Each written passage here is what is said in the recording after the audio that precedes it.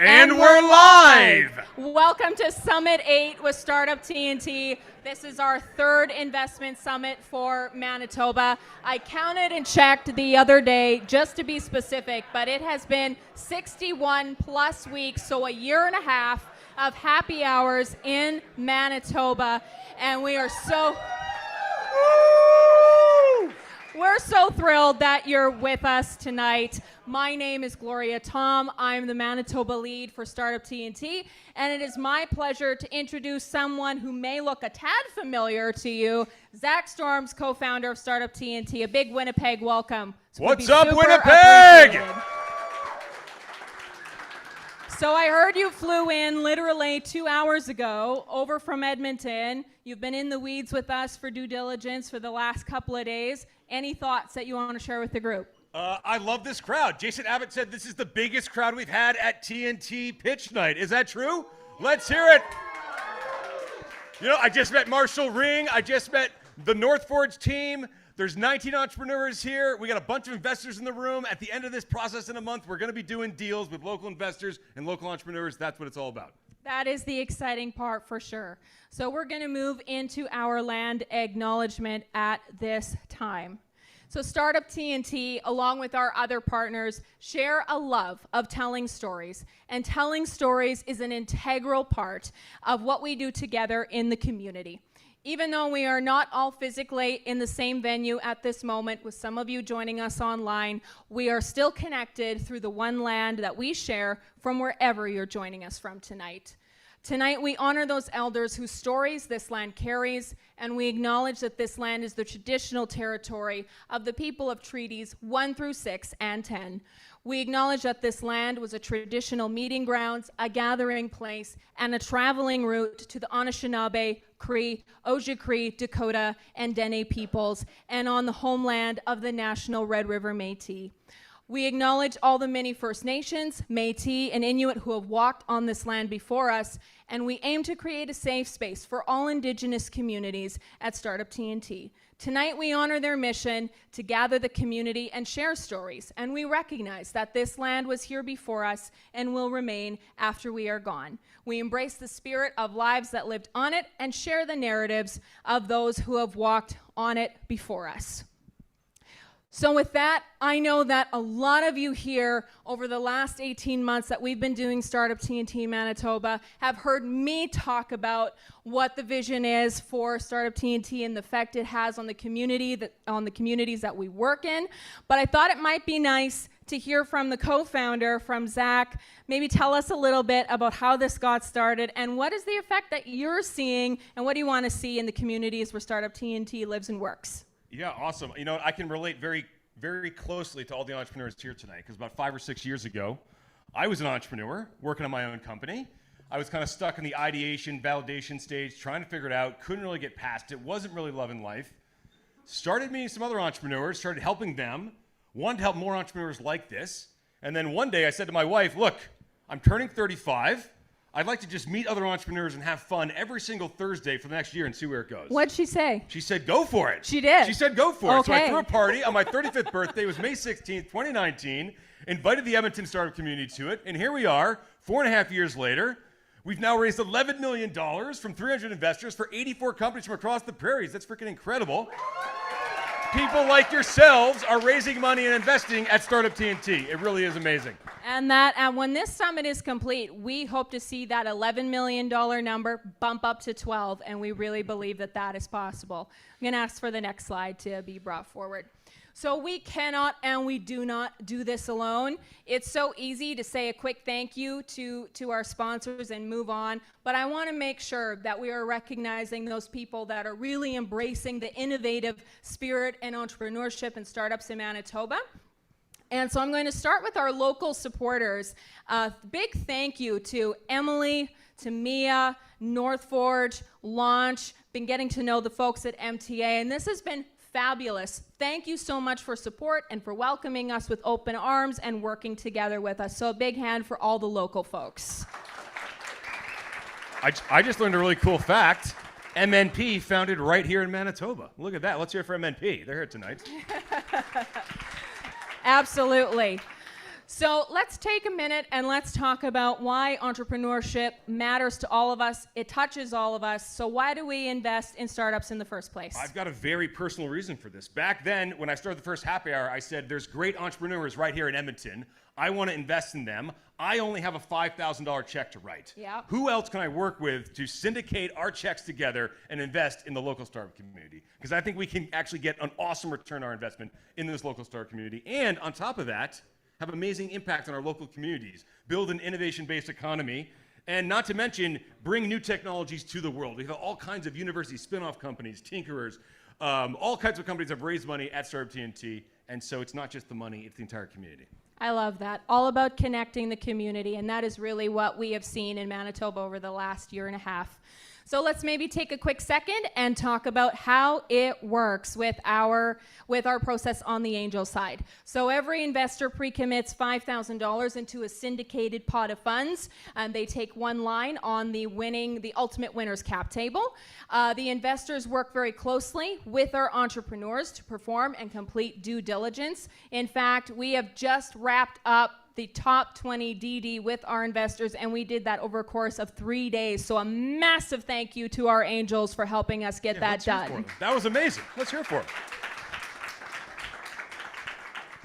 That's the reason it's not going to be an easy works. decision. It's not going to be an easy No, it decision. won't. There's some good companies. And that's a good thing. It shouldn't be too easy.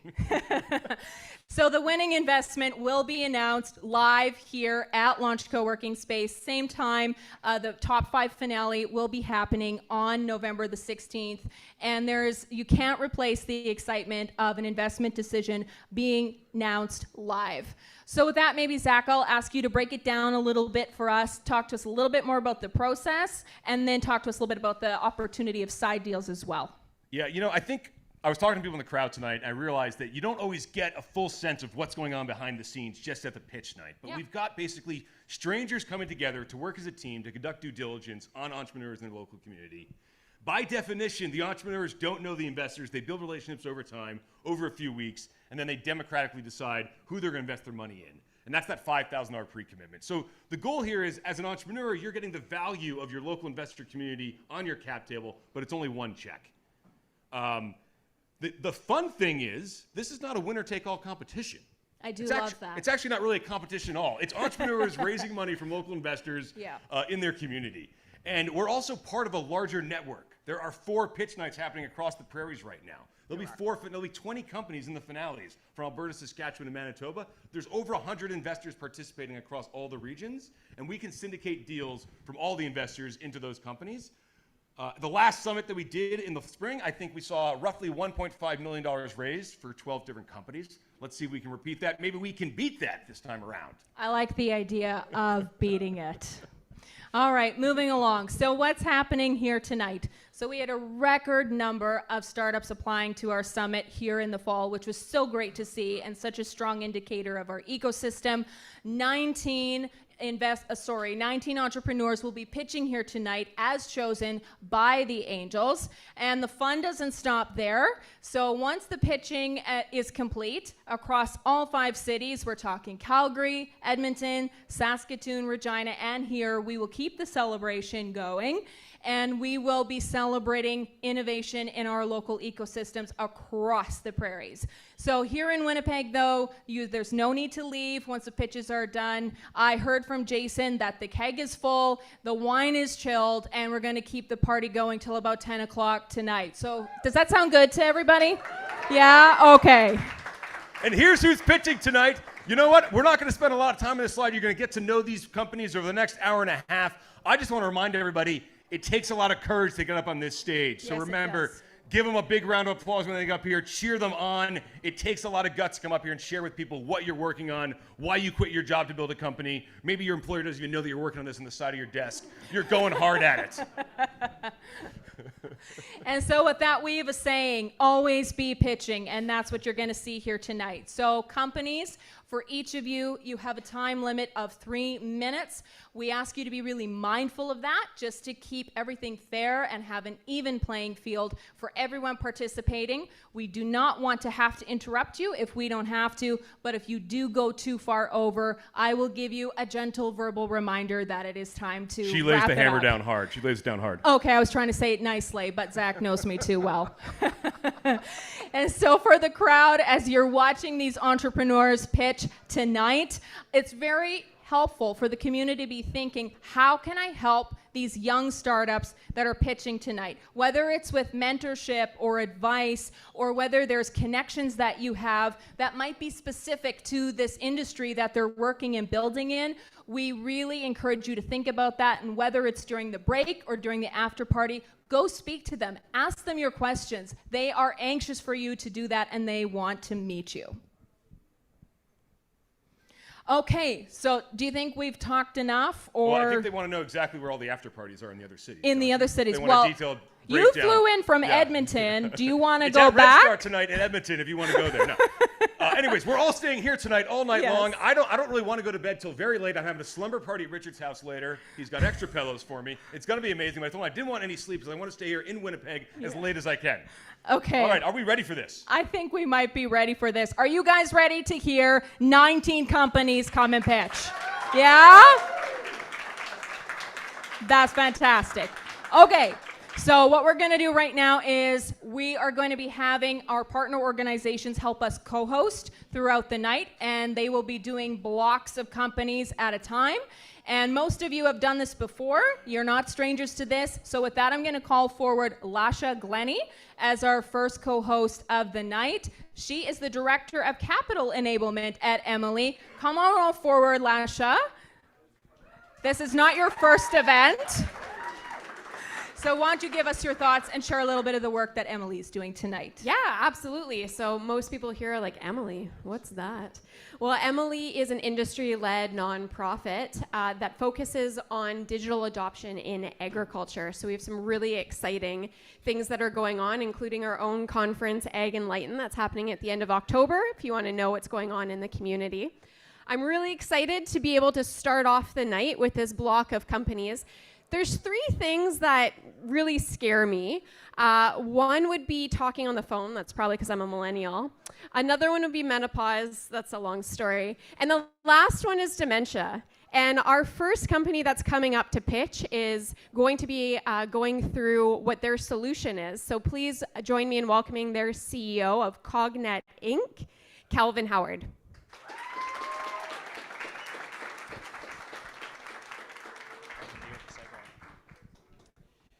Thanks, everyone. So I'm Calvin Howard. I'm a physician, a neurology resident at the University of Manitoba, and I'm a postdoctoral fellow in computational neuroscience at Harvard Medical School.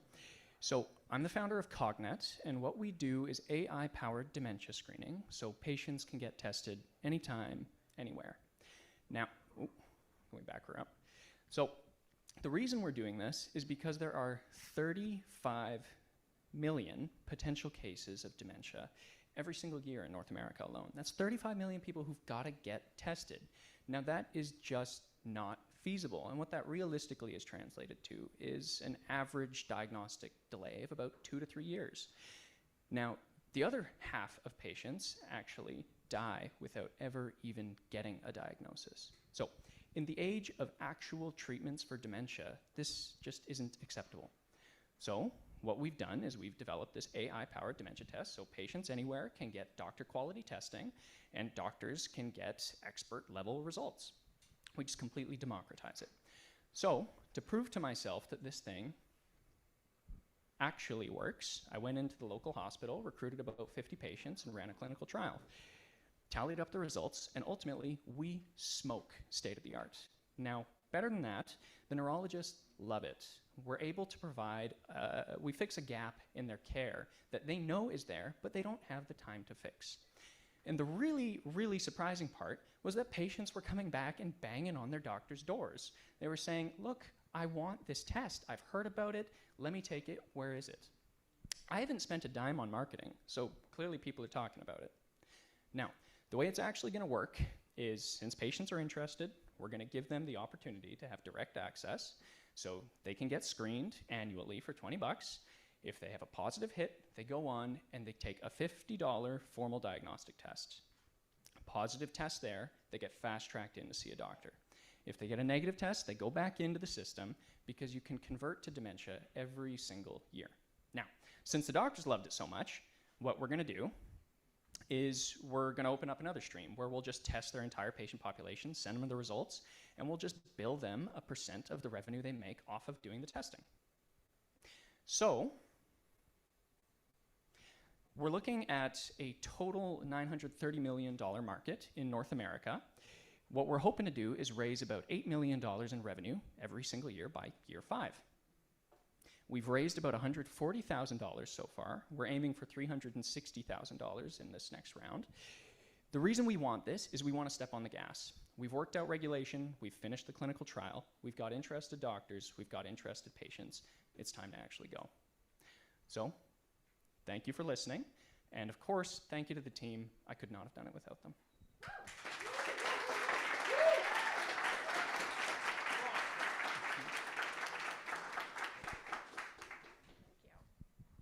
Thank you so much. Yes.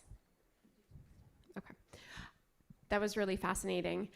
Next on deck, we have Memi Corp. And after preparing myself to do this introduction, I looked at his LinkedIn and wow, is he a marketing guru. So please join me in welcoming the founder, Kevin Gordon.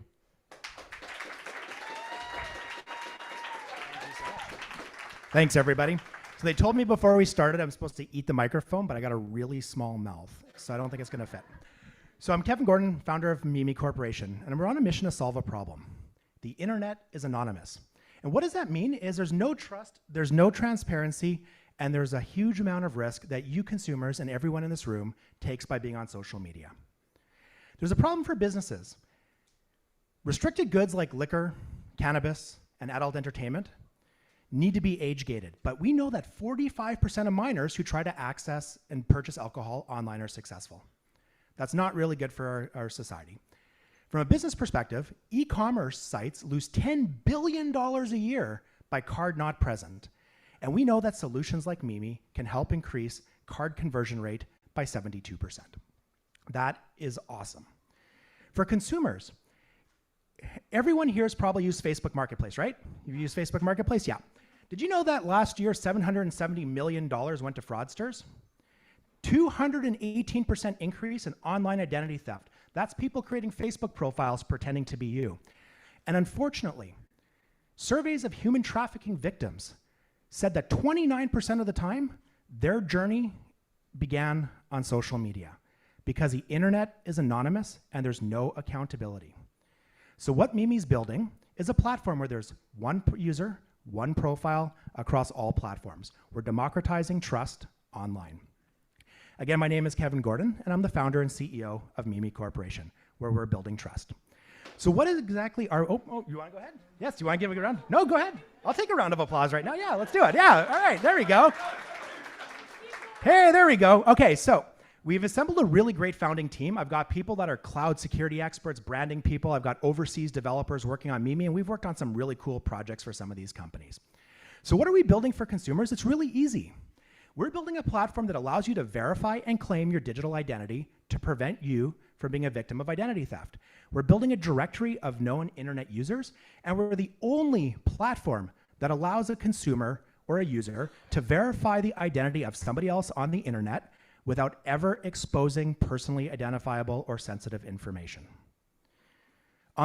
We believe that cost should not be a barrier to public safety, right? You don't pay to use the police, you don't pay to use the fire. I mean, indirectly, you kind of do through taxes, but our basic consumer features are free. So everyone in this room can join Memi today and get access to our platform for free and start validating and protecting your digital identity.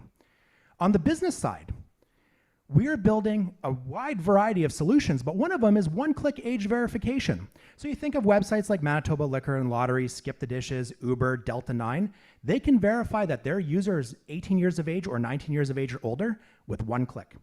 We're providing e-commerce ID verification for large-scale financial transactions and providing unique user identification for deduplication purposes.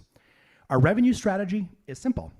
The consumer model is free, but we are offering a freemium add-on model. Just like most consumer services, there's always an add-on that you can add. Our traditional model is B2B SaaS and subscription model for businesses that want to use our platform. And we're going to do that through traditional direct selling and turnkey plugins for these 4 top platforms, which cover over 50% of websites online today. The total addressable market that Memi is going after in our first couple of years is pretty simple. $269 billion US is on the market for Memi. And what we're looking for is we're raising about $750,000 in this current round. We've raised $45,000 to date from friends and family, $25,000 from government, as well as my own personal investments. I'm being waved off. I got one more slide going really quick. And we do have some interest from US investors as a tag along if we can continue our raises here in Canada. The beta is now available. It's invite only, but if you go to verifiedbymemi.com, you can sign up and get access to our waitlist, and we'll get you access in the next few days. Thank you so much.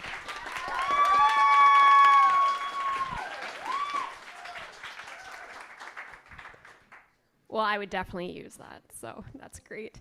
Okay, so next, we have another company called Ori.Gatou, and their founder, Rosanna Iwasaki. Can you come up and let us know what you're doing with marketing for CPG companies?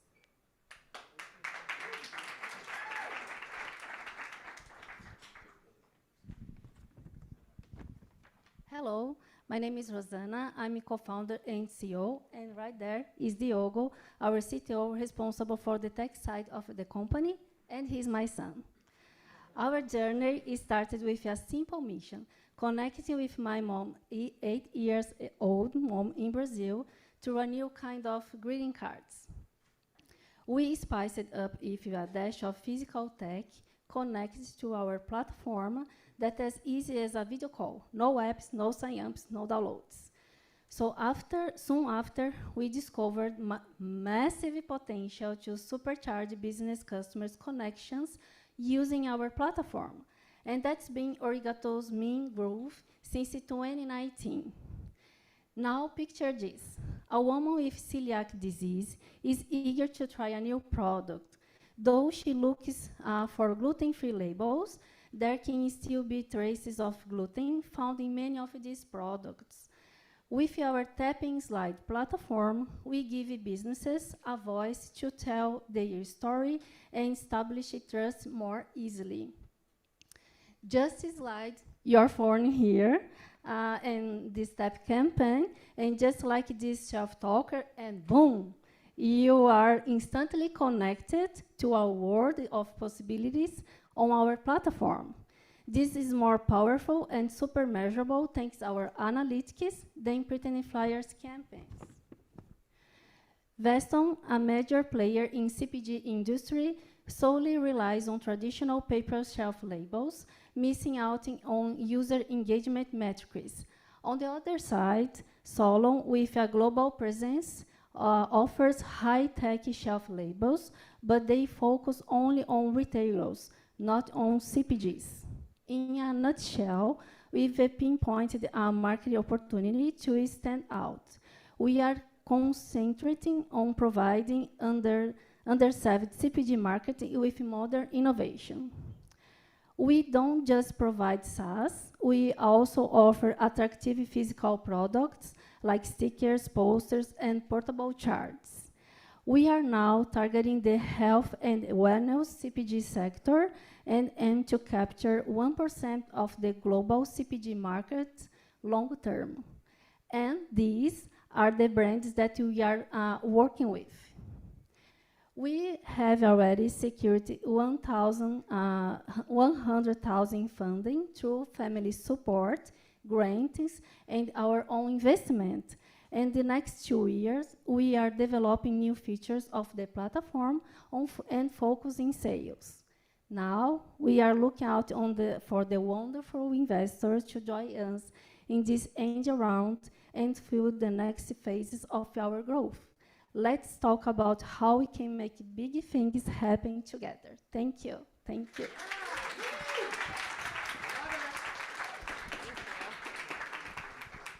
Thank you so much. Wow, I could keep doing this all night. This is fun. Are you sure that I have to hand it over to Paul later? Oh, okay. Well, I have one last one in my block, and that's Outreach Genius. So please join with me in welcoming its founder, David Osawi.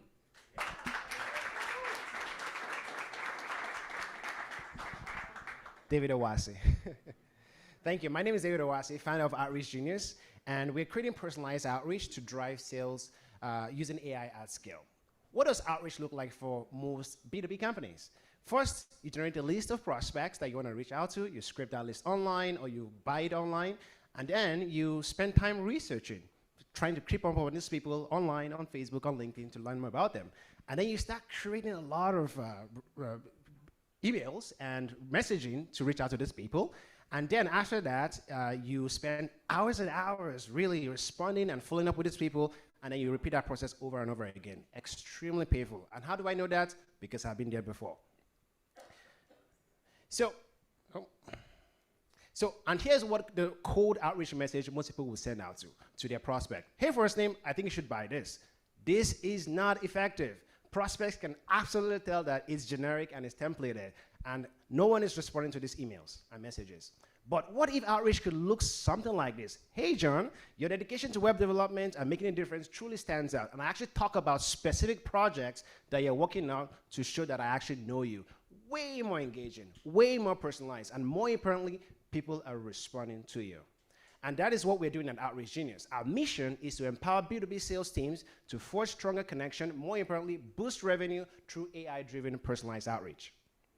And we've simplified the sales process for B2B companies. Outreach Genius can do 3 things at a click of a button. Number 1, we can identify anonymous visitors to your website. Number 2, we can automate but also personalize email outreach at scale. And we can do the same automation, personalize your LinkedIn outreach at scale as well.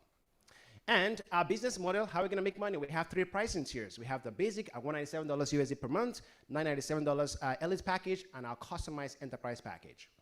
And over 5 million B2B companies are already spending $3 billion to solve this problem right now, which is to fix the effectiveness of their sales process. So we are targeting $10 million of this $3 billion market. And how are we different from our competitors? There are 3 things we can do much better than our competitors. Number 1, we have more sources of personalization for data, for personalizing our outreach. We also able to empower our users to send messages at scale using LinkedIn, and we're also able to identify anonymous visitors who are coming to our users' website, which is pretty key. So here's how we're going to actually make this money. So we're going to be targeting 5 million of the B2B companies in North America already, and our goal is to onboard 1,200 to our free trial program in the next 24 months. And by the way, we launched 30 days ago, and we've already onboarded 50 users to our platform for our free trial. And we're going to be expecting a 35% conversion rate, which means that we're looking at a projection of $1.4 million in annual recurring revenue in 24 months at a base rate of 270 Canadian dollars per user. So we have some milestones, and there's a lot of things we've done. I won't go over that right now, but how we're going to be using our funds is we're going to be improving our system so we can leverage more sources to even personalize our outreach and also improve with real-time feedback. And we're going to be investing money on Facebook and Google Ads, and we're going to be converting our team from part-time employees to full-time employees. So we have a team, a nice blend of software engineers building our software and also customer support to help our users generate results. So here is what we're asking for. We're asking for your help to redefine B2B sales outreach. And we're looking for a 10% equity in stake in Outreach Genius for an investment of $250,000. Thank you very much.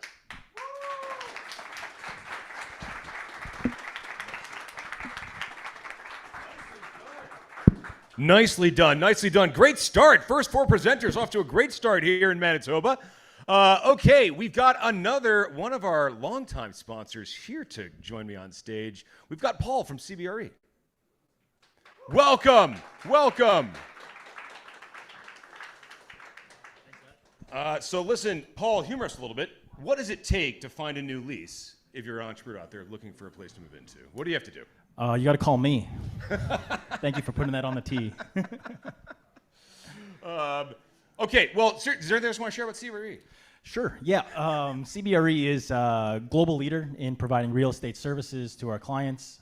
We have that global reach, but we also have that local impact as well in the communities that we operate of.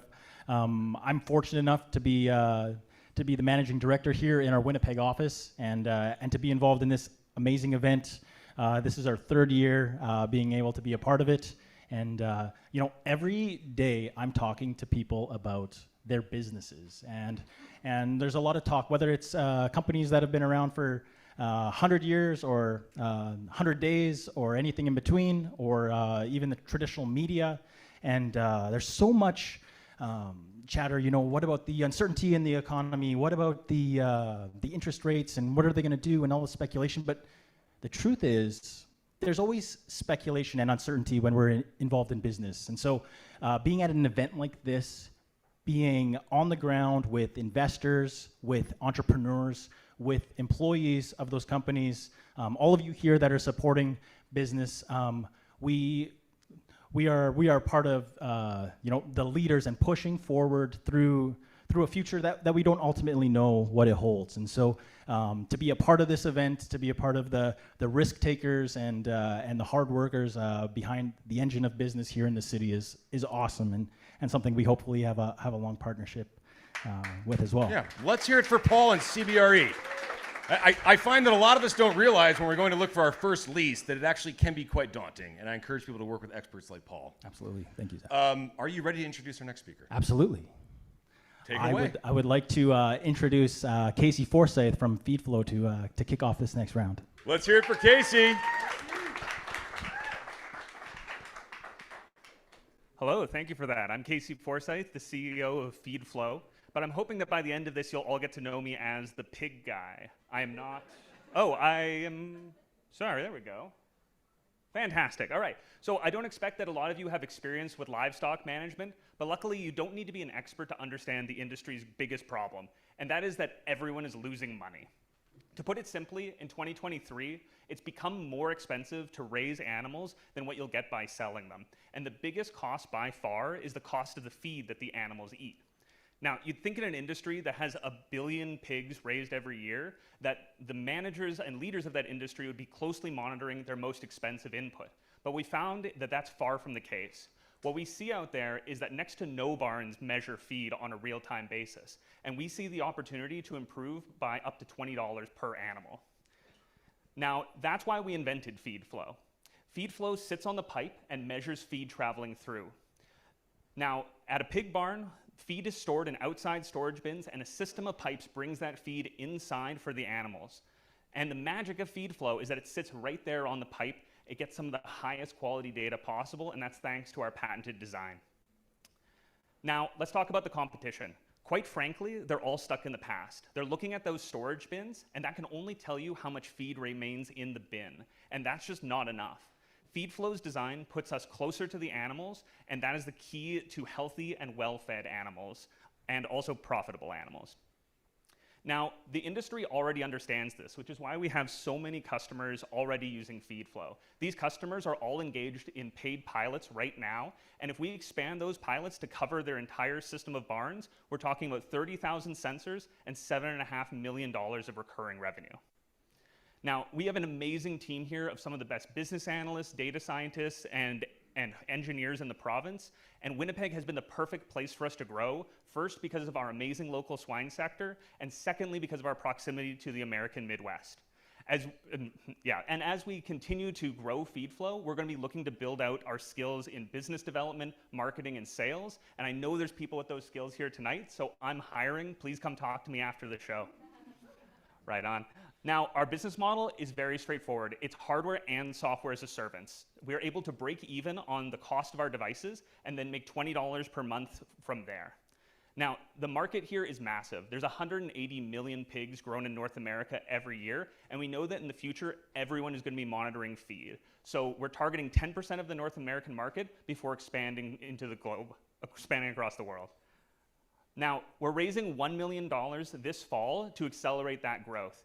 And we're actually already 20% subscribed. We've actually set aside 50% of our round for Manitoba's angel investors because we specifically believe in the power of local innovation and local collaboration. Woo! Fantastic. That's what I got. Thank you very much.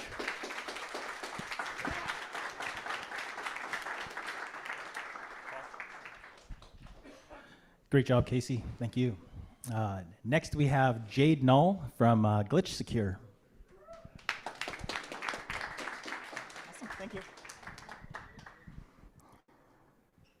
Hi everyone, I'm excited to talk to you about my company, GlitchSecure, and the investment opportunity with that. Oh, they warned me about this.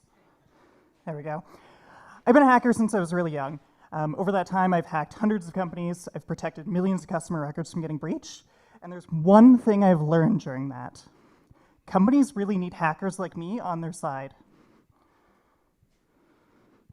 Cybersecurity is obviously a really hard problem. A recent report showed 85% of companies suffered some sort of cyber attack last year. There's 25,000 new publicly disclosed vulnerabilities, even more that didn't go disclosed. And Google Project Zero saw that, on average, it was taking companies they were reporting vulnerabilities to 52 days to actually get those fixed. So how can companies protect themselves? Well, a lot of companies will spend money on pen testing. That's where they bring in a consultant to, try and find those vulnerabilities over a period of 2 weeks. It leaves them vulnerable the rest of the year, right? They'll pay for vulnerability scanners, but those are really complex and difficult to set up. And even when they do find the vulnerabilities, remediation is really difficult. So where do we come in? We help companies find and remediate those vulnerabilities through year-round software testing. We go from testing and remediation. We've built a unique SaaS product. Does 3 things really, really well. It automates security testing and reporting, reduces the number of false positives that you get, and makes remediation easy. So we're mostly targeting SaaS and software companies. Essentially what we're doing is we're putting the tools, techniques, and knowledge of hackers on their teams. So far, our customers love us, right? They're saying things like they really have our backs, they ensure no vulnerabilities go unnoticed, we're incredibly happy, and this is wildly better than anything we've used. We've already raised funding. We raised $160,000 from Tiny Seed. We've used that money to help build out the MVP, get our first customers, and kind of build out a repeatable sales pipeline. We also have real traction, right? So to date, just coming up to $200,000 in annual recurring revenue. We've got a pretty decent ACV, so our customers are paying a lot, and we're growing month over month. And this is where you come in. So we have an opportunity to basically bring you on board as investors and help put fuel on that fire. I'll leave you with this. Hackers don't stop testing, neither should you. Thank you.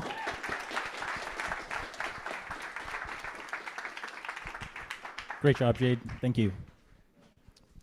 All right, next I'd like to call up Kevin Natchuk from Day Complete.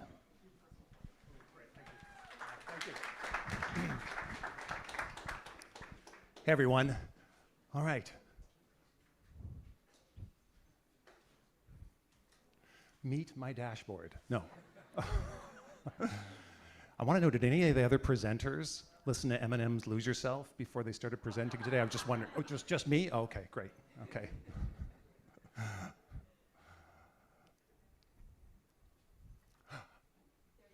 Hi. Meet Day Complete. We're the project management application designed specifically for people who don't identify as project managers. Imagine Google Workspace, but with the power, imagine the power and simplicity of Google Workspace, but now with the ability to manage projects. Oh, we're a little ahead. Okay, that's all right. All right. So one of the things that we've seen is that 9 million businesses operate using Google Workspace tools, such as Google Docs, Sheets, and Slides, but there's one major gap in this product suite. There's no project management tool, no intuitive and no integrated project management tool, and that's what we've achieved. What we've seen company-wide is that there's been a number of business studies that show that adopting a company-wide project management system saves companies a staggering 498 person hours, this is per person, in a year by adopting a company-wide project management system. And yet only 22% of companies actually do it. Why is that? There's so many barriers, things like complexity, there's the ability to train and maintain all of these staff. It's a very process-heavy flow to adopt a project management system, and there's a lot of departmental silos that you run into, such as people just sort of isolating and focusing on the tools and applications that are specific to their individual role. Day Complete is not another application or tool. We are woven seamlessly within the fabric of Google Workspace, offering you all the benefits of project management without having to learn an entirely new platform. Think of us as the bridge between productivity and strategic project planning. That's Day Complete. We're a projectivity enhancer. So in some of the early trials that we did with service and product-based companies, there was a couple of things that we stood out in our problem solution fit discovery. And that was, yes, there was a bump in productivity when they adopted the Day Complete process, but there was also this interesting statistic where work duplication went down when they started using Day Complete with their Google Workspace tools. And that was because of additional visibility across multiple departments. And now you weren't overlapping your work anymore with one another. But the one thing that we didn't expect was a 12.1% increase in work aligned to business goals. Now stop and think about that for a moment. Work that is moving the needle in your business is now being addressed 12% more of the time. Collectively, our team has over 55 years of experience in this sector. We understand the challenges and the intricacies of project management, and it's this passion that fuels our vision and expertise.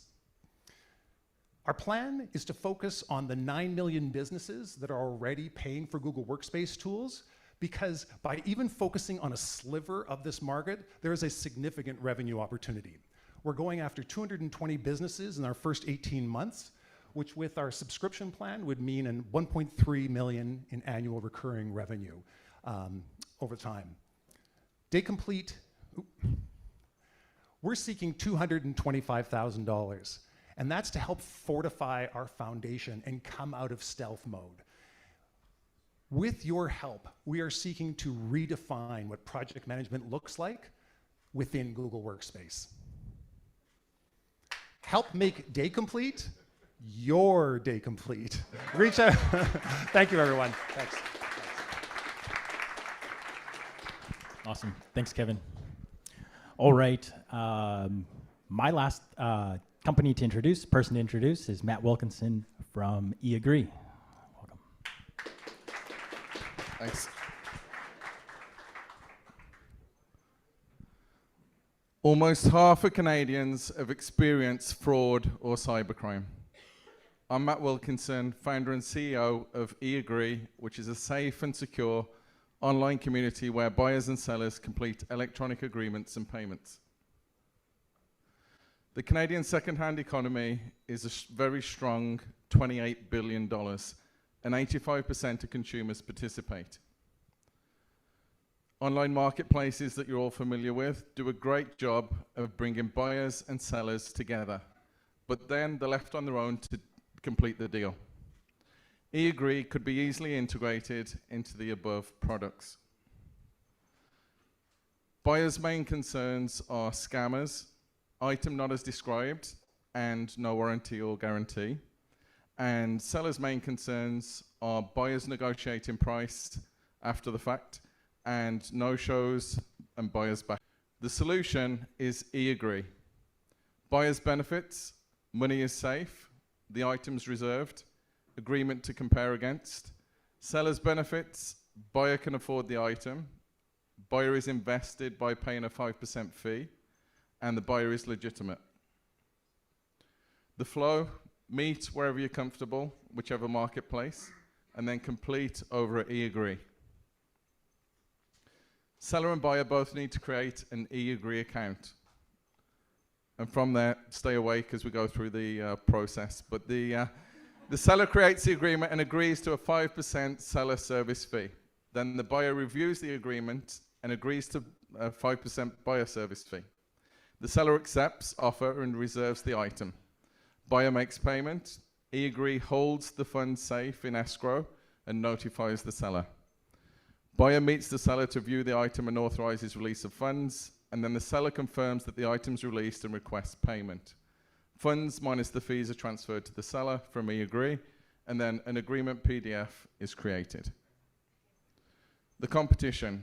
The main competition is meeting in person with cash or e-transfers, but electronic agreement providers as well are DocuSign, Adobe, and PandaDoc. And you need to do at least $480 of selling items through eAgree to make it worthwhile potentially looking at options in the electronic agreement space. Payment platforms, seller fees. So Amazon, eBay, and Escrow all charge around 13.5%. Sellers fees on eAgree are at 5%, so we're putting 8% back into Canadian consumers' pockets. Market approach, we just got approval yesterday from FinTrack to become a money service business. So we're now approved for transferring funds and also as a payment service provider. So that's big news for us. In October now, we're going to be doing beta testing over this next month, launching MVP and marketing campaigns next month, and then final release in December. So if you're interested in being a beta tester, go on to eagree.ca. Marketing plan, we've got a launch party, social media and marketplace campaigns, media articles, word of mouth. Multiple revenue streams, buyers fees, sellers fees, and also revenues from advertising. By the end of year one, we're looking to do 200 daily transactions, which is 0.1%, okay, and 4,000 by the end of year 5 at 1.6%. Break-even point is month 5. It's myself as a sole founder with 24 years experience in procurement and contract management, and we're seeking $436,000 for product development, marketing, customer experience, and operations. If you want to go slow, go alone. If you want to go fast and far, go together. We're also seeking potential co-founders. Thank you. All right, thank you, Matt. Matt also invests with us at Startup TNT before pitching up here. That's what I love to see. Entrepreneurs and investors, we're all one big community. Okay, let's also give a big round of applause for Paul for all those great introductions. Thank you, Paul. And I've got a special guest who wants to join us on stage for a moment. We have Alistair from MNP. Let's hear it for Alistair. He and I get to do one of my favorite sections, but first, we all want to know a little bit more about MNP. It's an awesome Canadian startup story in its own right as an accounting firm, as much as that can be a startup story. It is actually, and as much as we hate talking about accounting, you know, it's very necessary. Like many of you, we were born and raised in Manitoba. Our firm was founded in Brandon, Manitoba, and now we span across Canada, 138 offices. We're very near you. We're very entrepreneurial driven. We heavily focused in the mid-market, which is all of you tonight, and I'm just very happy to be here. And tell us a little bit about the types of services that you guys offer. What does your day-to-day look like? Day-to-day, that's a big one. It all depends on who's calling on the phone. The problems are you know, endless, and I love every single one of them. We are a full-service professional service firm. We handle everything from your basic accounting, from bookkeeping to taxes to GST and all your statutory filings, right through to helping you in relationships with your banks, with your other key professional service providers. We do human resource consulting. We do executive recruitment and corporate finance work. A little bit of everything. Okay, well listen, there's one thing we always like to do here at TNT, and it's an old tradition that maybe you can help us with. Okay. I think it was about week 6 or 7, we started this tradition where you could buy your friend a beer at Startup TNT. And this is actually how I met my co-founder, Tim Lin. He was one of our very first beer sponsors. So we carry this tradition on today, and actually, this year alone, we've raised $35,000 in beer donors across all of our regions. That's incredible, from the community. We like to say it's a small way to show leadership. Buy a friend a beer at Startup TNT or an non-alcoholic beverage. That also works. So we've got 3 people that have donated so far in Manitoba. Do you want to help read them out for me? We've got Kelly from Tech Manitoba. Let's hear it for Kelly. This company here. We've got Sandler Training as well. Sandler Training. Let's hear it for him. And then that guy. And Zach Storms as well. I donate to the bar tab. If you would like to buy your friend a beer tonight, if you'd like to contribute to the bar tab, you can do it very easily with an e-transfer to Cheers at startuptnt.com. Cheers, C-H-E-E-R-S at startuptnt.com. All right, thank you so much, Alistair. Thank you very much. And we're going to keep going here. And actually, here to introduce the next set of companies, we have none other than Whitney from Northford. Let's hear it for Whitney. I'll give you the microphone. Tell us, how many of your companies are here with us today, Whitney? Over 50% of the companies that are pitching today are from North Forge, so we're very excited. Let's hear and it very for proud. North Forge. That's incredible. That's incredible. Okay, and who is our next presenter? Well, our next presenter is Rob Ranson, but I'm going to do a little bit of a North Forge plug before we get to Excuse me, Rob, you're going to have to wait. We're not ready yet. Me first, Rob, me first. we have to get the other 50% that aren't part of North Forge yet in the program. All right, let's do it. Let's do it. Exactly. So for those of you who may not know me, and I'm 3 for 3 of standing up here for Startup Summit, so excited to be here. North Forge is an incubator accelerator here in Manitoba, here to help startups grow. So if you're in ideation all the way through to acceleration, we're here to help you, whether it's tech, advanced manufacturing, or in STEM. So with that, a lot of you may not know, yes, we might help startups in tech, but we also have a fabrication lab that is the largest nonprofit fabrication lab across North America. So pretty exciting. Exchange District, just across the way, $4 million worth of prototype equipment to help companies go from prototyping to commercialization. And so I bring that up for a bunch of reasons, but one is those that Rob Branson, who's Windshield Medical Devices, is one of our members. We have about 104 members, always looking to add more, but we're excited to welcome Rob up to the stage and hear what he's got to tell you about Windshield. Let's hear it for Rob. Thank you, Whitney.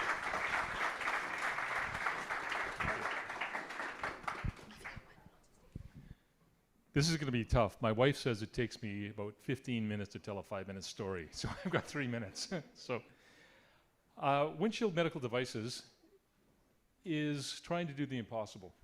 Everybody had PPE. You all wore PPE. We're trying to transform it and make it way more effective. When COVID hit, I was the managing director of a group of otolaryngologists, head and neck surgeons, and nurses, and I ran a clinic. And I was responsible for the PPE that they were using, as well as the hospital. And what hit me most was that COVID was aerosolized, and everybody was walking around with a mask and an open face shield, and it was getting in their eyes and their hair. But people thought it was great. When COVID hit, I was in a meeting with a team of doctors, and they were talking about actually delaying going in and visiting some of the oncology, the cancer patients, because they were concerned about getting COVID for themselves and taking it home to their family. That was really difficult. And if they had the proper PPE, they would feel a lot more comfortable. So I got really upset, and one night I woke up and I decided to invent something better. I designed this face and head shield that covered the top of the head and came up with that idea, but I called people at North Forge. And 3 days later, after working there, I had a working prototype that I took into the hospital, showed the doctors, showed the nurses, and they said they wanted it. It was better, and they wanted it now. Well, this is where it gets interesting. That I started the company Windshield Medical Devices because of that. 5 weeks later, I had an order for 4 million of them. I didn't have a company. I just had this company. I'm going, oh, God, what do we do now? What do we do now? Well, first thing we did was sat down and said, let's make sure that we're doing this right, and we go through and we get our Health Canada medical device establishment license, and there's a whole set of policies and procedures that you have to follow. So we did that. And then we said, let's make sure that people are able to, we're able to deliver on this. So we got the Health Canada license, and then we said, okay, now we've got to hurry up and do the million things that needed to be done to actually supply 4 million devices, and we did that in 9 months.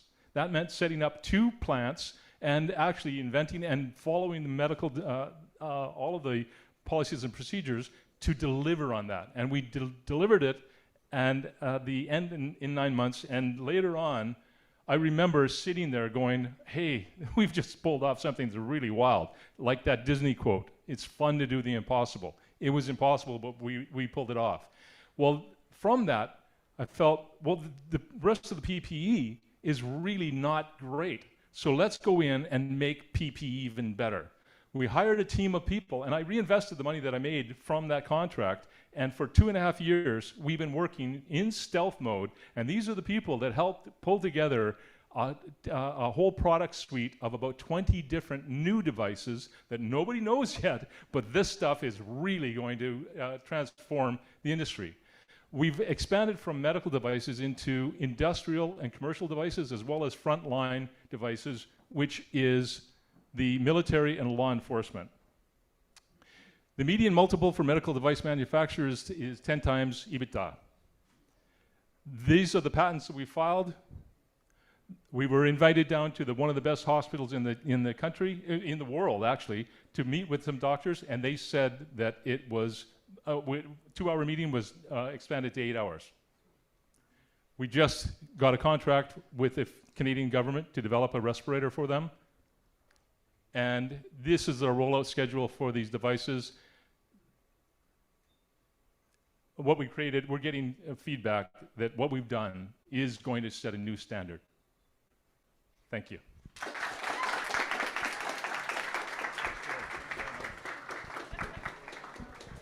Thank you. Good job, Rob. Thank you so much for coming up today. Our next one that's coming up is I'm going to welcome Matt from TetraGen Robotics to come up and present.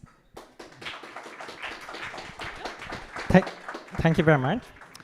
Hi everyone, my name is Matt Kosharigi. I'm co-founder and CEO of TetraGen Robotics. We help manufacturing companies automate their highly variable manufacturing processes, and we do that by leveraging our machine vision and AI software. Did you know that Manitoba is a major manufacturing center in North America? In fact, many of the agricultural equipment, buses and heavy vehicles that you see around, they're actually manufactured right here in Manitoba. But our manufacturers are facing a major problem. 2 words, labor shortages. Many of these manufacturers are still relying heavily on skilled workers for manual tasks. But as the previous generation is retiring, the new generation is not interested in filling these manual jobs. And this problem is not unique to Manitoba. In fact, last year, over 80% of all manufacturers in the US and Canada reported severe labor shortages. So naturally, all companies, all manufacturers are looking at robotic automation. The challenge is that robots are really designed for highly repetitive tasks in mass production lines, generally in very big companies. Whereas over 95% of the manufacturing industry are actually smaller and medium-sized companies like our customers. And these companies produce a wide variety of parts, but in smaller batches of each one. So for these companies, for these smaller companies to adopt robotic automation, they currently have 2 major pain points. One is that every time that they want to introduce a new part to the robot cell, they have to do a lot of robot programming, which takes time and expertise. 2, they need to have precise and repeatable fixtures so that every time that they mount the part sits exactly the same way, and that adds to the cost. And these issues really are preventing many smaller and medium-sized companies from adopting robotic automation. And that's where we come in. We provide the software solution that tries to solve both of these problems. On the front end, we provide an intuitive software interface that allows non-expert users to set up new parts for the robot cell. On the back end, during production, we use our machine vision and AI engine to process the scene and automatically guide the robot along the parts. So we provide this solution as what we call robot as a service model. It's a real name. And this means that really customers lease the complete solution, including software and hardware, for an annual fee. We launched about a year ago. Over the past 12 months, we have generated about $200,000 in total revenue. And we also have several paid pilot projects and LOIs, which will hopefully lead to major sales in the near future. We're a highly technical team with extensive operational experience. I previously founded and led one of Canada's top research labs in intelligent manufacturing. And so far, we have bootstrapped the company, but now we are looking to raise $800,000 to ramp up our sales activities and put more robot cells in production for our customers. Thank you very much.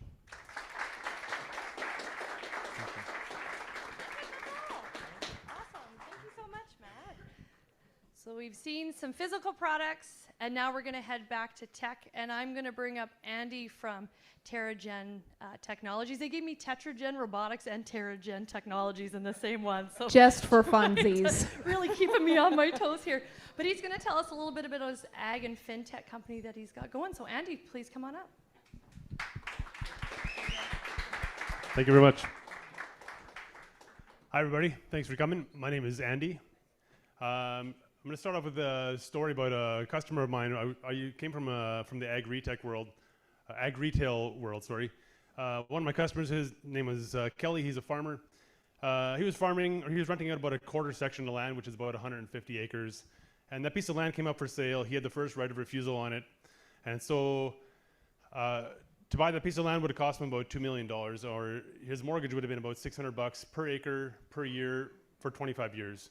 But he was renting the same piece of land for about $200 per acre.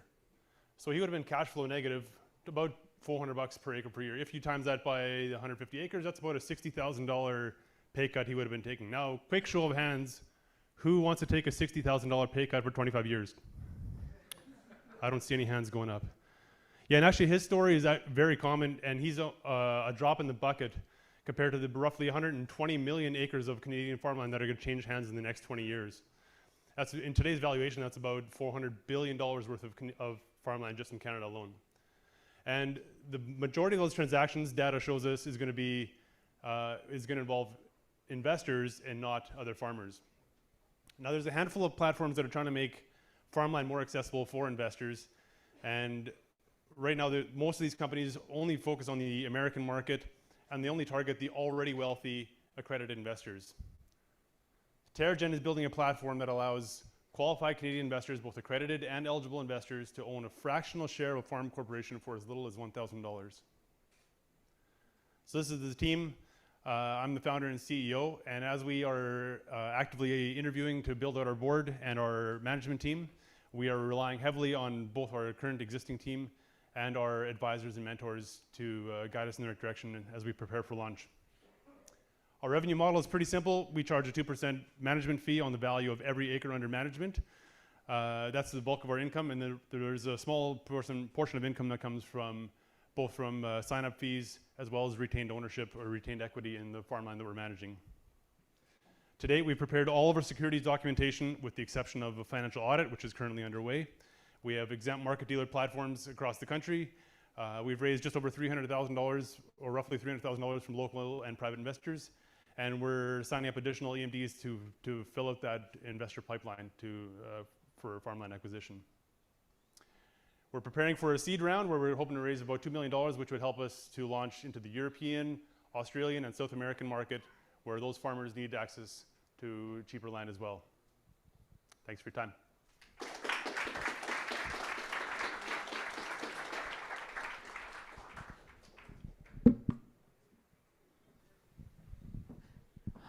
Okay, so believe it or not, that whipped by really fast, and we are at the halfway mark already. So big round of applause for this great quality of pitches on the front end of this event. If you didn't notice, or maybe you did notice, getting a pitch down to 3 minutes is an art form, and it takes a tremendous amount of work to get it down to that. So with that, if you're enjoying what you're seeing here tonight, we encourage you to post photos and your thoughts and commentary to your social media channels, whether that's LinkedIn or Instagram, Twitter. We are going to take a break here for about 15 minutes, but just before you take off, I want to make you aware of a couple of things. So Juno Food Labs, who's pitching here tonight, has brought us samples. I'm not sure if there's any left. I saw them being given out earlier.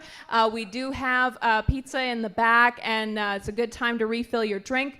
But for anyone that's interested in the process of TNT and talking about it a little bit more, we have the boardroom on the far right-hand side of this building designated for conversations about that. And you're willing to join, feel free to join myself, my colleague Richard, or Zach there to have further discussions with that. So with that, let's take 15 minutes, refill your drinks, and we'll see you back here in a little bit.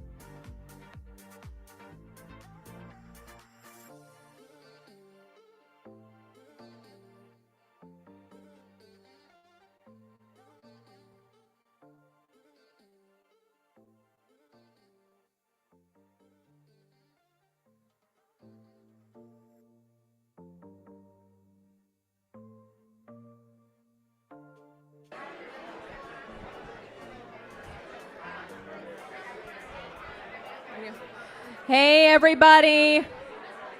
I know you can hear me all the way to the back. I'm sure of it. I can see the ears perking up all the way to the back.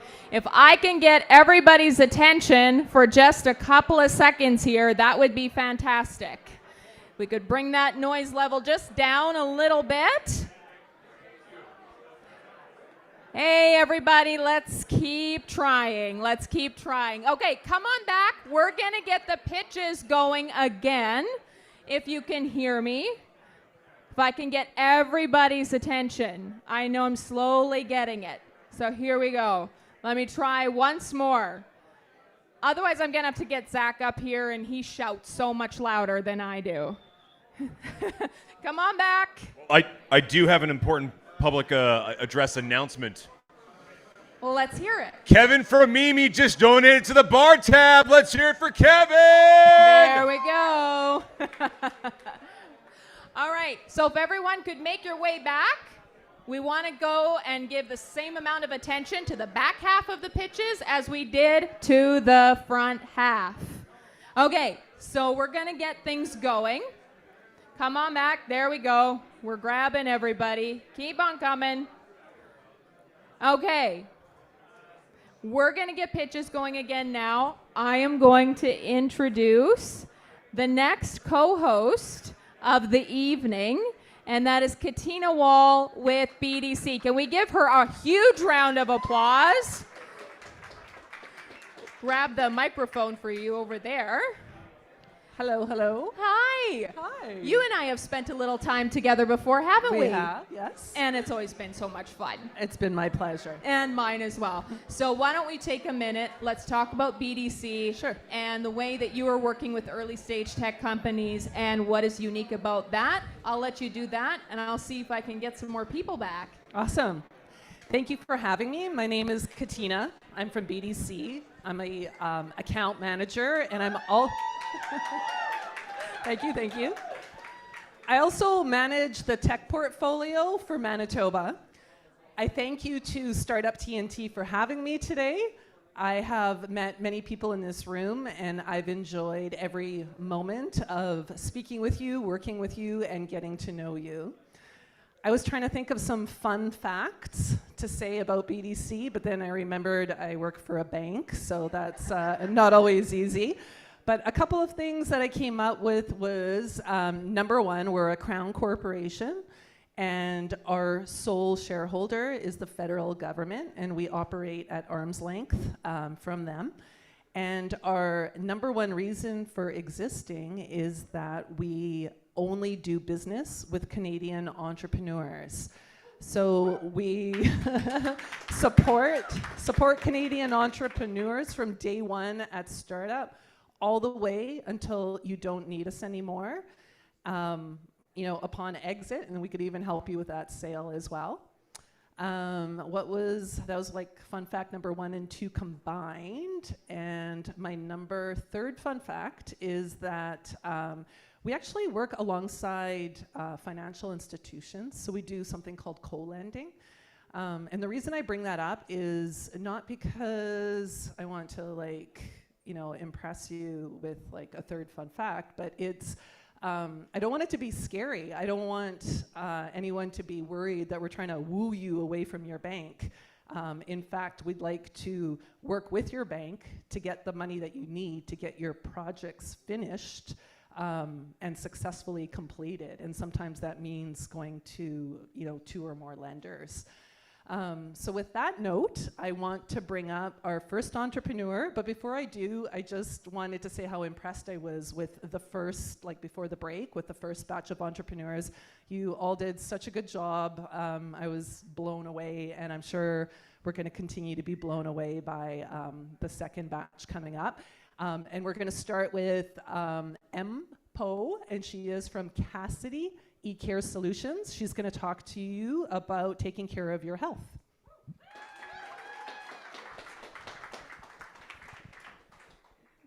Thank you, everyone.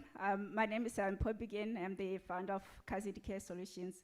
We provide a personalized self-management platform to support people with diabetes to live their best lives.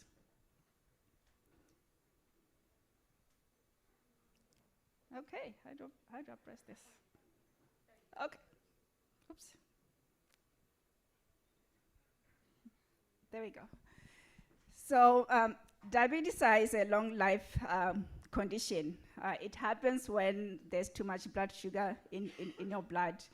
So this can lead to life-changing complications such as amputation, kidney dialysis, and blindness.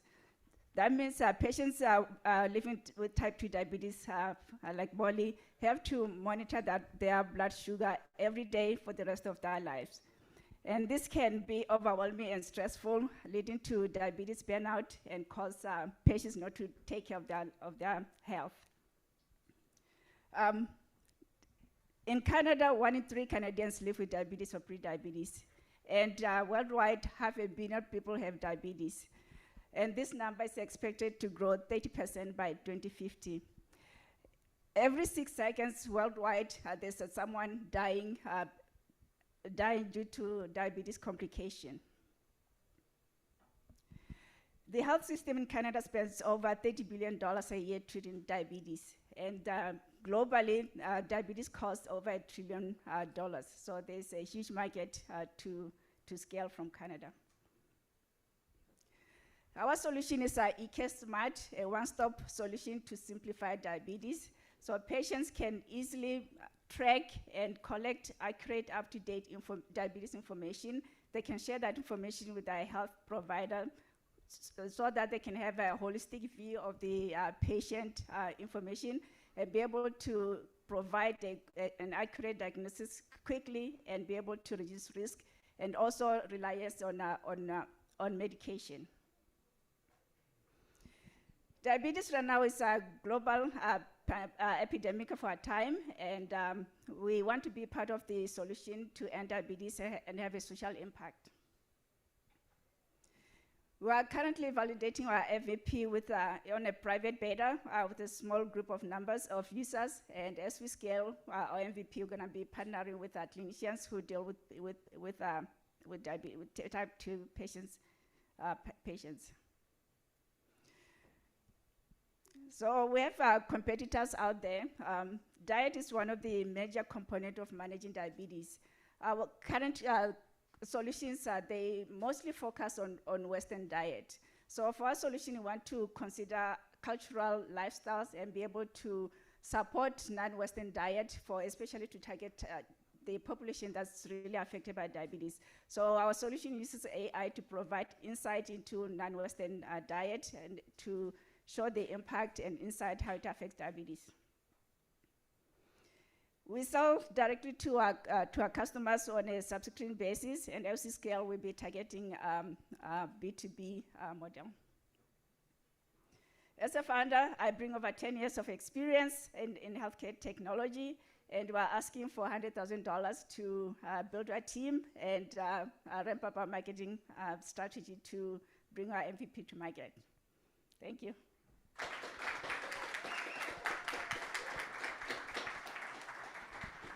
Thank you, Mpo. That was very interesting. All right, our second founder, entrepreneur I'd like to introduce is James from Juno Food Labs. He'll be speaking about my favorite thing in the world, which is food.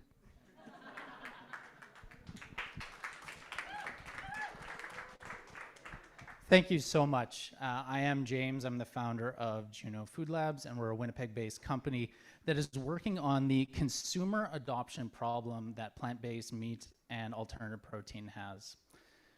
We see there's 3 major problems that consumers are dealing with today. First and foremost, they want their meat to be more sustainable. This is a big issue because we know that 15% of all greenhouse gas emissions globally are a result of livestock production. But consumers also want their meat to be delicious and affordable, and that's something that the current suite of plant-based meat products don't really serve. And finally, an area where both plant-based meat and ordinary meat fall short is consumers want a meaningful connection to the food that they're serving their family and the people that are making it. Our solution is the Juno market.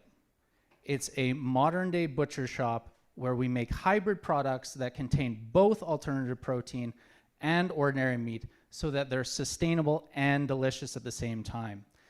And because we're producing that food right in front of our customers' eyes, it gives us a unique opportunity to build meaningful trust and relationships with our customers, something they desperately want. Our business model is vertically integrated retail, where production and sales are occurring under the same roof. Our customer acquisition strategy, we're really focused on in-store events, a customer referral program, and we want to have the best in-store sampling program that you'll ever experience as a consumer. We expect growth potential that we'll be able to open one market per 250,000 people, largely in urban areas. And we have a sales target per store of $2 million with a gross margin of 45%. Of course, we've got lots of competition out there. We compete with butcher shops, delis, grocery stores selling plant-based meat, ordinary meat, and even quick service restaurants to a degree. But none of them have the same combined margin advantage we do, consumer trust, sustainability selling feature, taste and texture, and that great consumer experience. The overall market size, meat is a multi-trillion-dollar industry globally, so we look at it from a bottom-up approach to calculate what our serviceable obtainable market is, and we expect that in North America we could open 1,100 stores, giving us a North American market size of $2.2 billion. Again, our advantages, first and foremost, is margin. It's 40% better than our competitors' products. Our ability to build consumer trust through interactions between our staff at our markets and the customers that are coming in should not be underestimated. And again, that overall experience, having a sample and making a visit to our market one of the best parts of your day, is going to be something that sets us apart. We have been in market for a while. We launched in 2020 as a standard CPG product company that was selling wholesale through grocery stores. We had some success, but decided in 2022 that it wasn't the right business model for us, and have since pivoted to vertically integrated retail and direct-to-consumer sales. Our ask today is $500,000 to build our very first Juno meat market here in Winnipeg, and to focus on scalability so that we can open multiple locations within our first 3 years of operation. Thank you.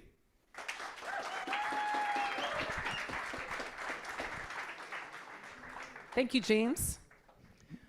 Our third founder is Tanashi from Intuition Pay.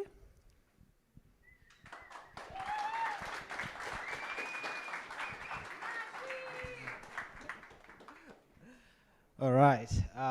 Good evening, ladies and gentlemen. My name is Tanashi, and I'm the founder and CEO of Intuition Pay.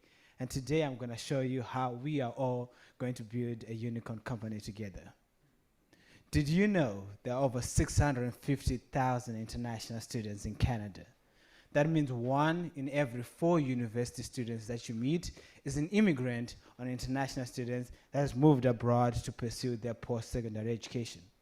Now, moving abroad by itself is quite difficult, but not having the right financial security to ensure that you achieve your academic goals makes it worse. We at Intuition Pay are here to solve that problem. How are we solving that problem? It's because of our unique insights that we have as international students that have the right product, found a market fit on how to solve these problems.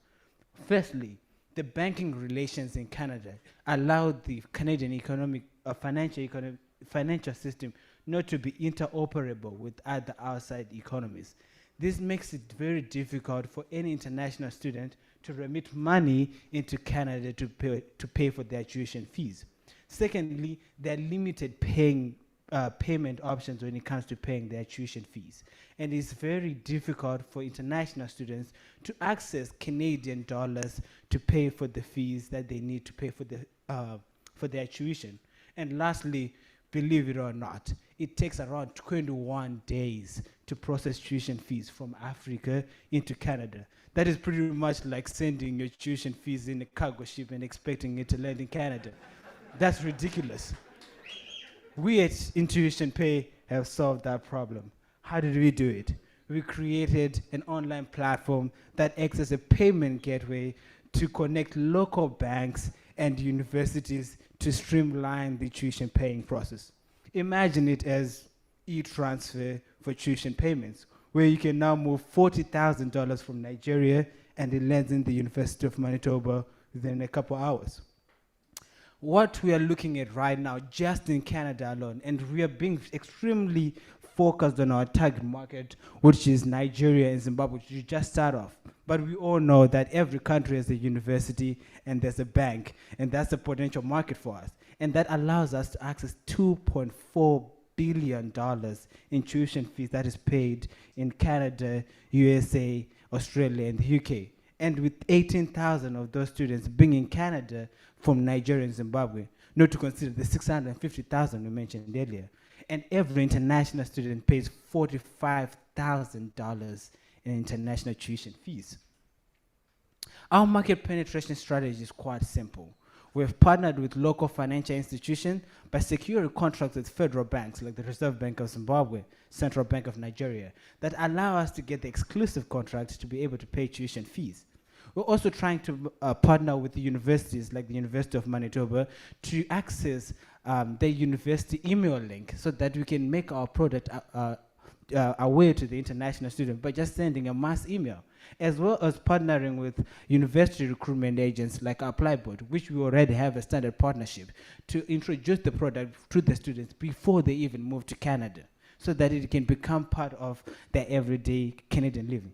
And lastly, we are targeting communities that help with the international students to settle so that we can also integrate into the economy. Our competitive analysis right now, there are 3 key players, which have all become unicorn companies: Flywire, Flutterwave, and Pay My Tuition out of Montreal. This shows that this is a perpetual business that has significant access to market, and we are trying to tap it with our unique market penetration strategy of onboarding the students. We make our money by charging an industry standard of 10% for every service fee, and for every 40,000, we're making $4,000 a year, and the customer lifetime value over 5 years, which is the average time it takes to pay tuition fees, is 20,000, multiplied by 18,000, you do the math.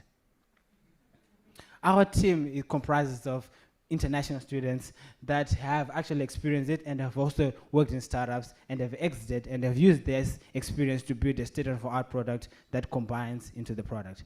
Thank you so much for taking your time. Thank you, Tanashi. That was very interesting. Our last founder of this block, I'd like to introduce Ivy from It-FoundIt. Is everybody having a good time tonight? Awesome. So hi, my name is Ivy Chatelaine. I am the founder and CEO of Imagine It. Technical difficulties. That's it, I'm done, guys. We're over.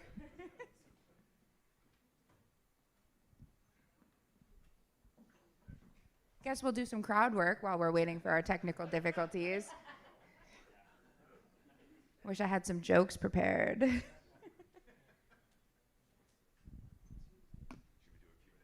Yeah, well, I could talk a little bit. This can be a joint session for Ivy and Zach. Ivy, when did you first start It-FoundIt? I started FoundIt at the height of COVID. I could give you guys a little example of what kind of got me into it. I want you guys to picture this. It's 2019. It's the height of the pandemic. It's February, so you know it's really, really cold here. You're caring for your grandma with dementia, and nature calls, and you go to the bathroom. Upon returning, she's gone. You can't find her. She's left her purse, her phone, everything. You try calling her, she's not there. Call the police, they can't find her either. Now what? Panic. This is how FoundIt came to be. We're a Bluetooth tracking loss prevention app for people with disabilities, and I would love to have this work and tell you a bit about it. Okay, great.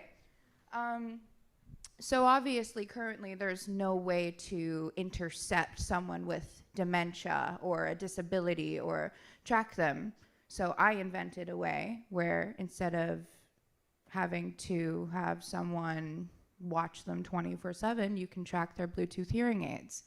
So with my app, You have a customizable notification range, an audio alert system, push notifications, a map that shows where you are, where you've been, everywhere in between. Rhymes. So how it works is we're a monthly subscription of $5.95. What would happen? I need my pitch deck.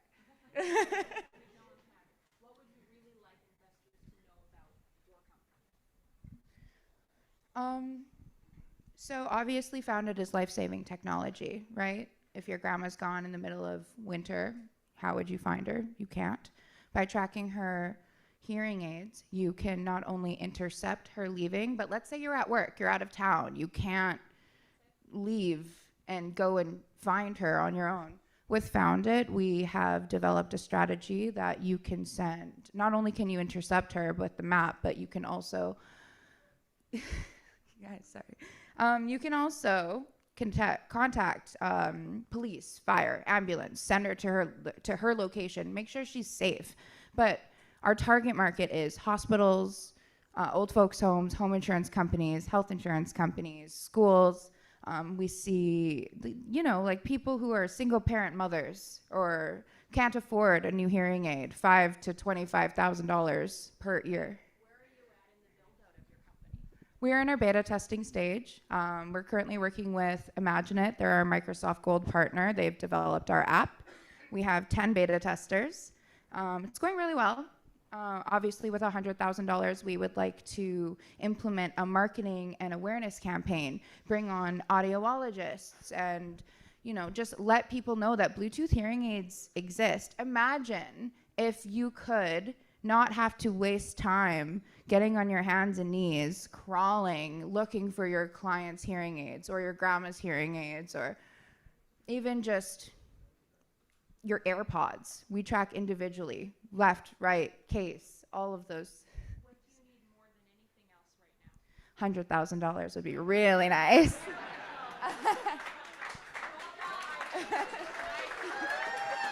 Well done, Ivy. I'm really sorry about your pitch deck. Do you mind sharing a little about your background, though? So I'm going to give Ivy a little extra time because we messed up on your pitch deck. Okay. Can you share, because you have a really cool background story. Can you tell a little about your personal background story? Absolutely. So I'm an actress, but I'm Métis, and I have autism. So one thing that I noticed more than anything was that the disability market was an afterthought. I wanted to change that. I want to make sure that people who can't, like someone who puts something down and you walk away, can't find it. But primarily with our mission of FoundIt is to bring fresh water to the reserves, create local job for our communities with incredible healthcare plans, like, medical, dental, therapy, anything that someone might need, especially for our Indigenous residential school survivors, our 50 scoop survivors. I'm like choking up here. Listen, we're probably enough time here. I do really apologize again for losing your pitch deck. Seems like karma. I had a lost really it, found cool it, we pitch lost deck. Your pitch deck. I swear. I really apologize for that. Let's hear it again for Ivy. Amazing job. Thanks, guys. Well done. We make it work at TNT.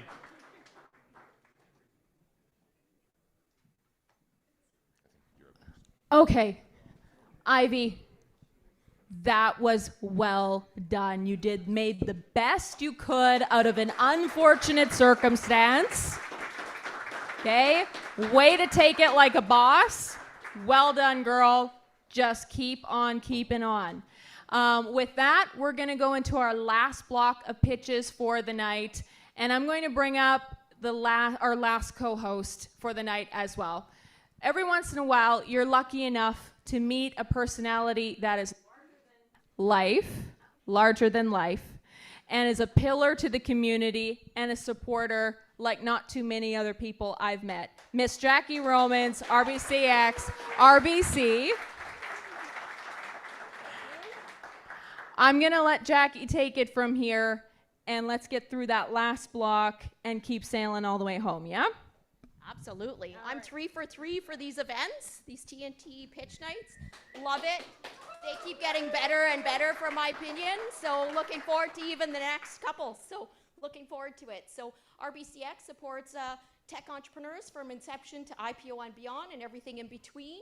So yeah, enough about us. We all know who RBC is and what RBCX is. So looking forward to some more great pitches of the night.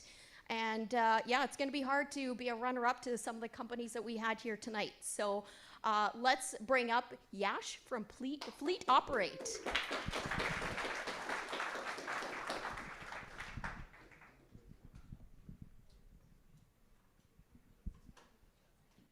Thank you. So it's working, so I'm the lucky one, I guess. So I'm going to bring you everyone back to, one of the unsexy industry, that's trucking. As you know, trucking is huge, and everything, like 80% of the stuff that moves in North America, that moves using trucking. And it's also one of the large industry that is dominated by small, medium trucking companies. But as you might know, those are the drivers who stay away from home for more than 20 days in a month. They sleep in their trucks, they run their businesses. So while doing that, what they don't get to do is compete with large companies, build their business, or even take care of their safety, take care of the safety of the business, which leads into catastrophic accidents like Humboldt, as we all know. They want to do it, they want to do the right way, but they don't have the resources to do it, which all leads to high expenses and insurance and makes it miserable for them to run their business. So this is our third startup working with trucking companies. So that's how we came to know about these problems. So what we have built is a platform which helps trucking companies and owner-operators that are like one driver with one truck to build and grow their business. So we have automated the whole safety and compliance for trucking so that people who wants to do it right way can do it without really spending extra money or extra time. And we have built a platform that gives them the ability to work with large enterprise and customers. So that way they can get more loads, higher paying loads, and make money. And we have integrated with Visa. We have partnered with Visa. So they can manage all of their business expenses on the platform. So our product helps small companies, trucking companies, owner-operators to build their business and get affordable insurance.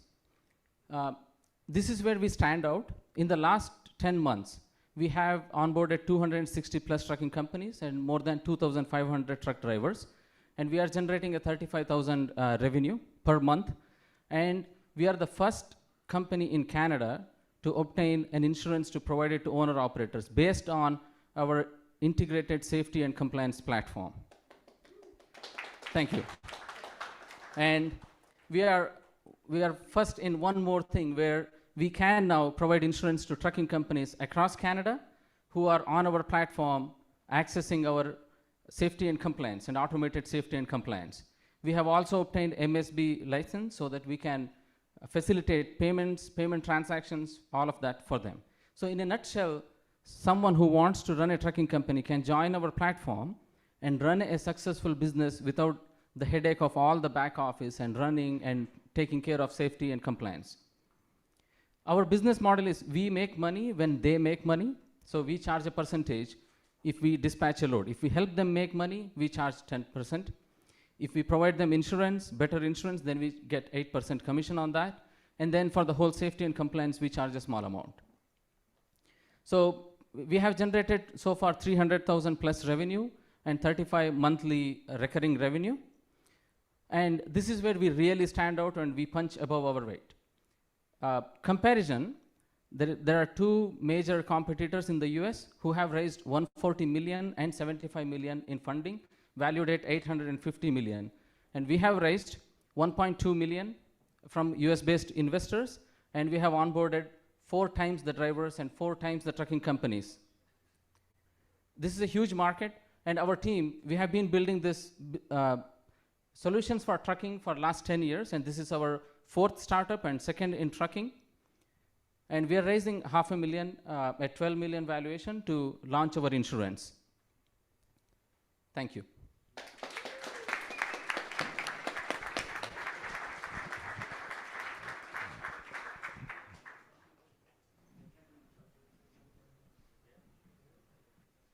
Well done, Yash. So next up, we're going to call Regan from FormKiq.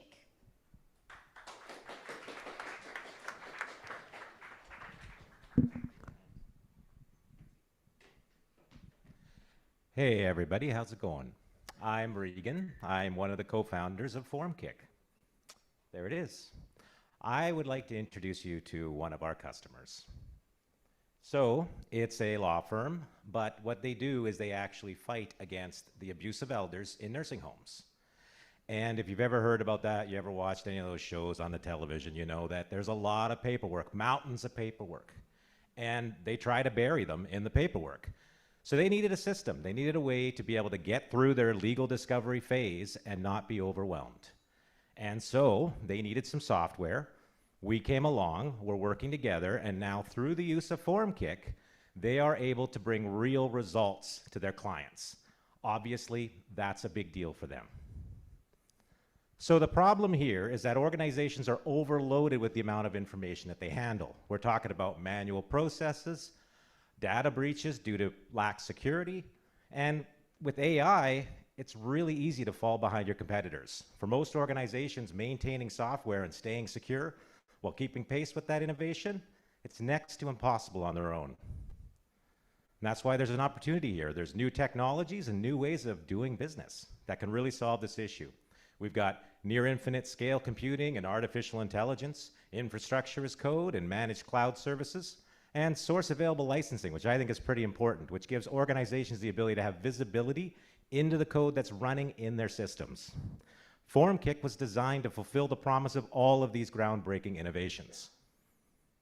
So there's a big market here. We're talking about not just document management, workflow automation, or enterprise content management. We're talking about all of the organizations that need to hire somebody to build, anybody who needs to try and find resources and employees that can come along and help build something.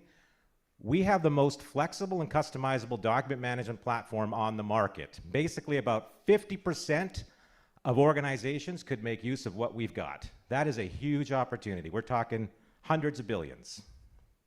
Now, what is FormKiq? Well, I've mentioned it before here.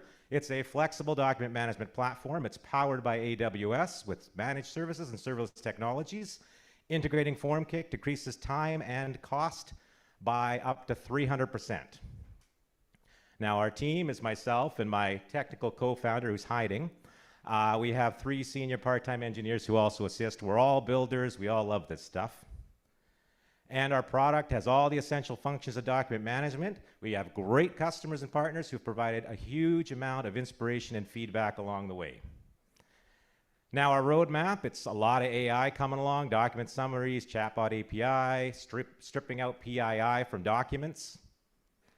And our go-to-market, we need to really work and improve on developer experience so that everybody is able to work with FormKiq. We want to get our enterprise sales outreach going because there's lots of organizations that need our help. We're working with one government group and we're going to try and expand and leverage that. We've got our startup program. We want to make sure we can help startups worldwide.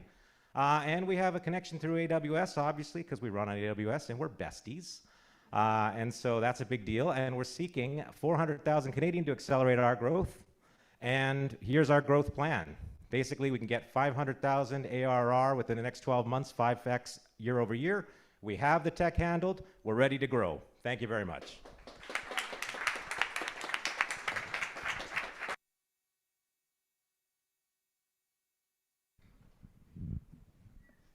Excellent. Thank you for sharing. Anil from Whistle. Let's hear it.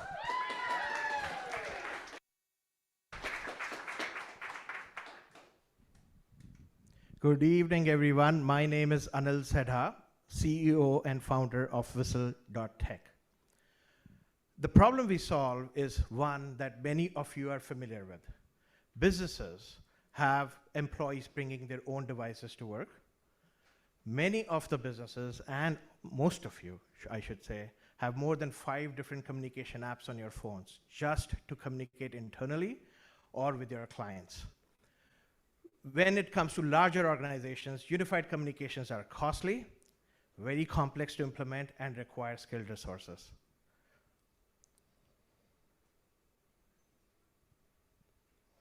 I'm trying to work. Doesn't work. The solution, sorry, I'm trying to get this there. Yeah. So the solution that we have come up with is a very simple to use, cloud-based B2B SaaS platform. And what we did is we created a business use case focused approach. So we address 80% of business communications of any organization right off the bat with our mobile app platform, which is available now on Android as well as iOS, a web platform, as well as a IP integrated phone strategy. What we primarily try to do is help businesses make sure that their business communications remains in their control, even on employees' phones. The market opportunity is huge. We looked at Grandview Research's metrics. It's about $113 billion just in 2022, and this is only the North American market, which is what we are focusing on. And our goal is to focus on the SMB sector, so we are trying to go for the $2.25 billion service obtainable market out of the entire section.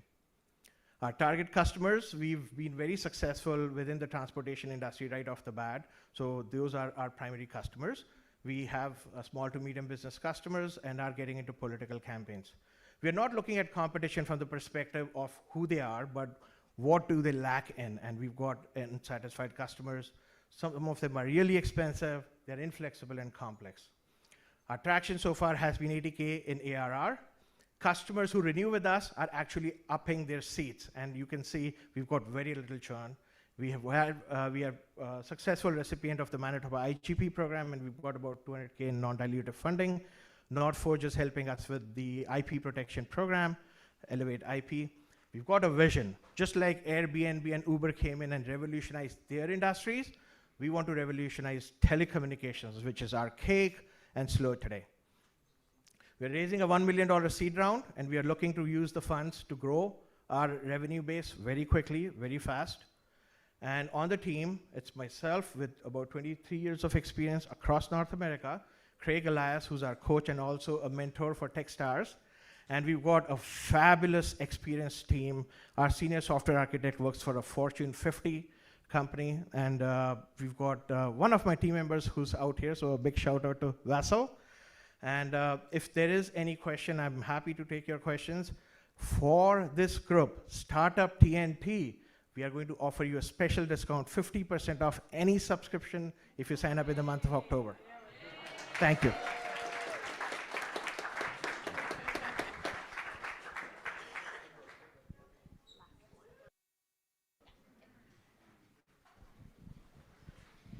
Now I get the pleasure of introducing the last pitch of the night, who is going to be virtual, and that's Alec with Typha.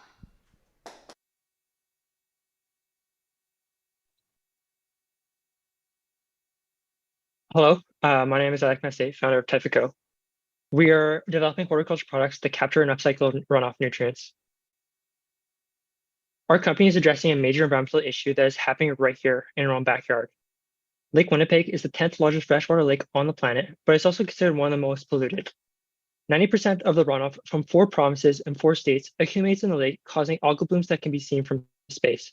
If you don't remember anything from this presentation, remember that we are at a tipping point. Another major flood could devastate the lake's health beyond repair. But the good news is that this problem can be solved by helping rebuild the loss of natural infrastructure. 70% of wetlands in Manitoba have been degraded, and resulting in the loss of 430 million ecosystem services, such as water filtration, flood mitigation, and biodiversity habitat. At Typha Co, we are closing the nutrient cycle. In wetlands, Typha plants act as natural filters. By harvesting Typha, we capture that surplus nutrients entering the lake. We then upcycle these nutrients by transforming the plant material into horticulture products. In the short term, we're selling our Typha gardening amendment, potting mixes, and flower pots. By the midterm, we're expanding to seedling trays and releasing a standalone soils growing media substrate. Eventually, Typha Co will develop seed starting pods and enter broader B2B eco-packaging markets.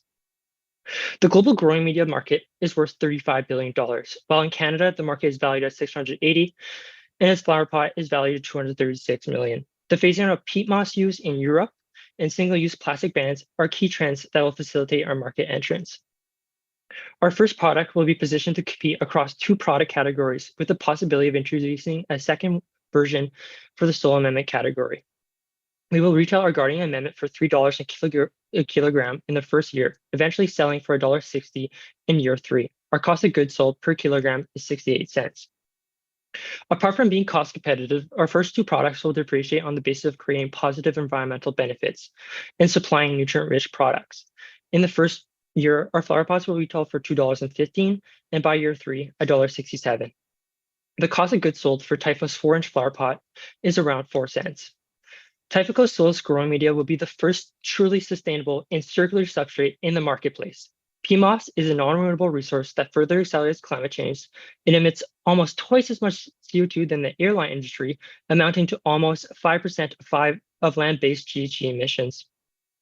There's also a dwindling supply in Canada, and peat mining fuels uncontrollable wildfires. Coco is a waste byproduct imported overseas that contains 0 nutrients and a high salt content that needs to be thoroughly washed, a practice that pollutes the local community's scarce freshwater sources.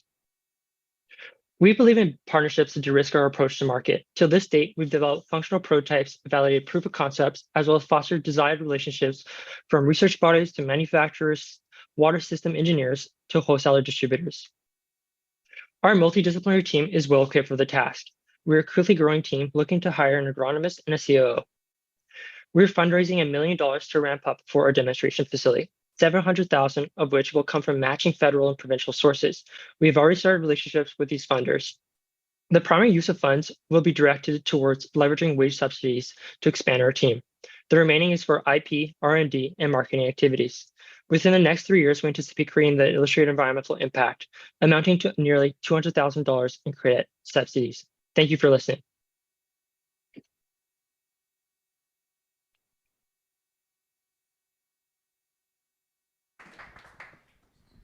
And with that, we have come to the conclusion of 19 pitches for our top 20 pitch night, Summit 8, third investment summit for Manitoba. Huge round of applause for every single one. We made it through some technical difficulties. We just kept on going. This is what we love about entrepreneurs and founders. You guys just get it done. And thank you for having that spirit and attitude around it. So with that, I'm going to say a couple thank yous, and I'll maybe toss it over to you, Zach, as well. But I definitely want to say thank you to our ops team back home in Edmonton, to Jonah and Winnie, who also are running our corporate event planning side of things as well. So they took on double duty in this summit. So a huge thank you to them. Huge thank you to our marketing department. Mandy, you are a rock star at this. We appreciate everything that you do for us. I want to say thank you to the bartenders over there. If you can give us a wave, thank you so much for keeping the evening going. We officially finished the keg, I heard. We officially finished the keg. That was an important milestone. Let's give ourselves a round of applause. Oh, there's a new keg. There's a new keg. All's not lost. Big thank you to our photographer, Lavina Gerbrandt from Soul Inspirations Photography. Please see her about your next personal or corporate event. And with that, I also want to say thank you to my colleague, Richard Tuck. If you could give everybody a wave. Thank you for all of the finance help that you give us every single day and all your guidance over there. Am I missing anything, Zach? Did we thank our AV team? These guys freaking crushed it. Thank you so much, guys. Every time, Jonathan and his team, you guys are great. Okay, so with that, let's keep the party going. Thank you so much, everyone, for coming, but please stay. Please stay and take the time to get to know our founders and give them an opportunity to get to know you. Zach. I have just something really short, which is our philosophy is have fun, to make friends, build companies. Tonight, I've heard investors talk to other investors about why they want to invest in local startups. I heard entrepreneurs tell me that the entrepreneurs have upped their game tonight compared to previous summits. We were sampling some of our entrepreneurs' food back there. Listen, this is what it's all about. I'm having a lot of fun. I'm going to be here all night. Thank you so much for having me, Winnipeg. Have a great night, everybody. We'll see you November the 16th for the top 5 finale. Good night.